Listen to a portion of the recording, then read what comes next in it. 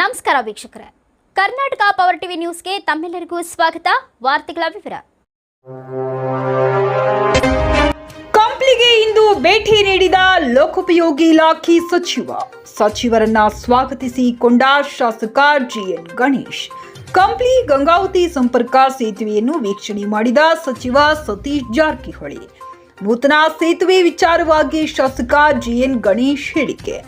ಸೇತುವೆ ಕುರಿತು ಸಚಿವರ ಬಳಿ ಚರ್ಚೆ ಮಾಡಿದ್ದೆ. ಚರ್ಚೆ ಹಿನ್ನೆಲೆಯಲ್ಲಿ ಇಂದು ಸಚಿವರು ಕಂಪ್ಲಿಗೆ ಭೇಟಿ ನೀಡಿದ್ದಾರೆ.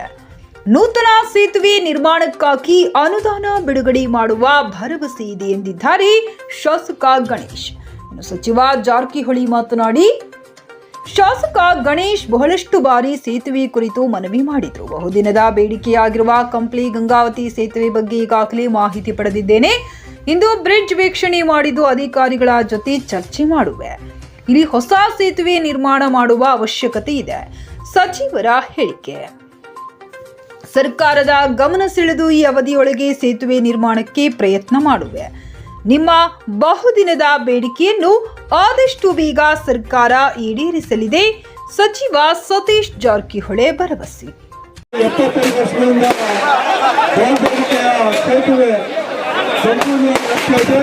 ಯಾಕಂದ್ರೆ ಬಂದು 1 ಲಕ್ಷಕ್ಕಿಂತ ಅಧಿಕ ಸ್ಪೀಡ್ ಬಿಟ್ಟರೆ ಕಂಪ್ಲೀಟ್ ಗಂಟೆ 1 ಲಕ್ಷ ಸಪ್ಲೈ ಆಗಬೇಕಂದ್ರೆ ಬಹಳಷ್ಟು ತೊಂದರೆ ಆಗ್ತಿತ್ತು.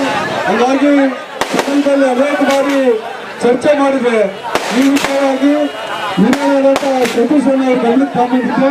ಒಂದ್ಸತಿ ವಿಸಿಟ್ ಮಾಡ್ಕೊಂಡು ಹೇಳಿದ್ರು. ಹಾಗಾಗಿ ಬಂದಿದ್ದಾರೆ. ದಯವಿಟ್ಟು ಸಹಕಾರ ಮಾಡಬೇಕು.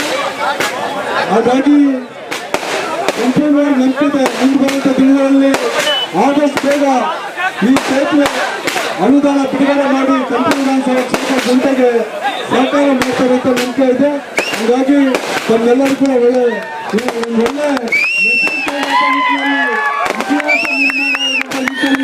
ಮಾಡ್ತಿದ್ದಾರೆ. ಹಾಗಾಗಿ ತಮ್ಮೆಲ್ಲರ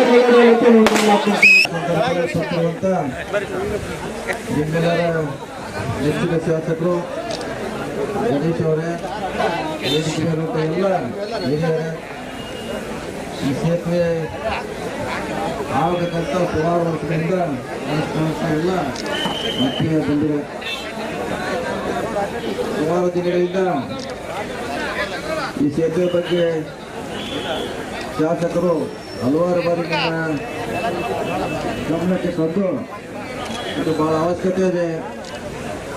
ಈ ಎರಡು ನಗರಕ್ಕೆ ವಿಶೇಷವಾಗಿ ಗಂಗಾವತಿ ಹೋಗಲಿಕ್ಕೆ ಭಾಗದ ಜನ ಬಹಳಷ್ಟು ಅವಶ್ಯಕತೆ ಅಂತ ಹಲವಾರು ಬಾರಿ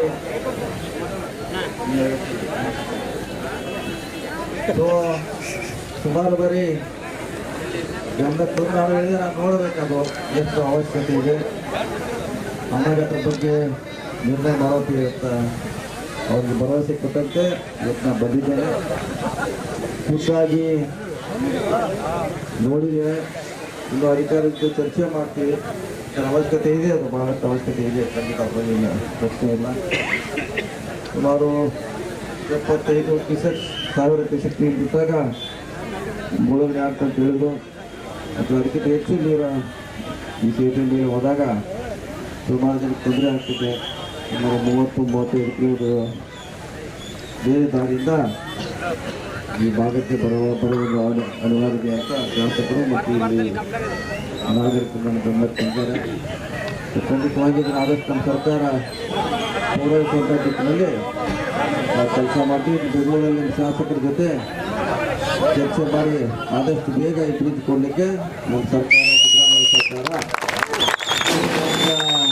ಸರ್ಕಾರ ಮಾತನ್ನು ಮತ್ತೊಮ್ಮೆ ಹೇಳಿ, ಈ ಭಾಗದಲ್ಲಿ ಈಗಾಗಲೇ ನಾವು ಕುರುಗೋಡು ಮಾರ್ಗವಾಗಿ ಬಂದು ಬಹುಶಃ ರಸ್ತೆ ನಮ್ಮ ಪೂಜಾರಿ ಇಲಾಖೆಯಿಂದ ಗಣೇಶ್ ಅವರು ಮಾಡ್ತಿದ್ದಾರೆ, ಒಳ್ಳೆ ರಸ್ತೆ ಮಾಡ್ತಾರೆ. ಸುಮಾರು ದುಡ್ಡನ್ನು ಕೊಡುವಂಥ ಪ್ರಯತ್ನ ಮಾಡಿದ್ದಾರೆ. ಯಾವಾಗ ಕೇಳಿದ್ದಾರೆ ಈ ಭಾಗಕ್ಕೆ ನಮ್ಮ ಇಲಾಖೆಯಿಂದ ನಾವು ಕೊಟ್ಟಿದ್ದೀವಿ. ಇದು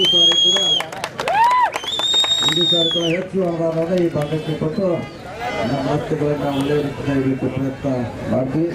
ಮುಂದಿನ ಸಾರಿ ಬಂದಾಗ ಇನ್ನೂ ಹಲವಾರು ರಸ್ತೆಗಳನ್ನು ನೋಡುವಂಥ ಪ್ರಯತ್ನ ಮಾಡ್ತೀವಿ. ಯಾಕಂದರೆ ನನಗೆ ಬೇಗ ಬರಬೇಕಾಗಿತ್ತು. ಆದರೆ ಸಿರುಗುಪ್ಪಲ್ಲಿ ಕೂಡ ಭಾಳ ದಿನಗಳಿಂದ ಅಲ್ಲಿ ಒಂದು ರಸ್ತೆ ಸಮಸ್ಯೆ ನೋಡಲಿಕ್ಕೆ ಅಲ್ಲಿ ಹೋಗಿದ್ವಿ.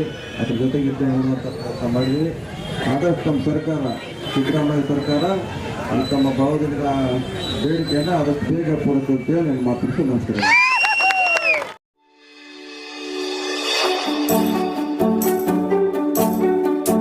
ನೀವಿನ್ನು ನಮ್ಮ ಚಾನೆಲ್ಗೆ ಸಬ್ಸ್ಕ್ರೈಬ್ ಮಾಡಿಲ್ಲವೇ?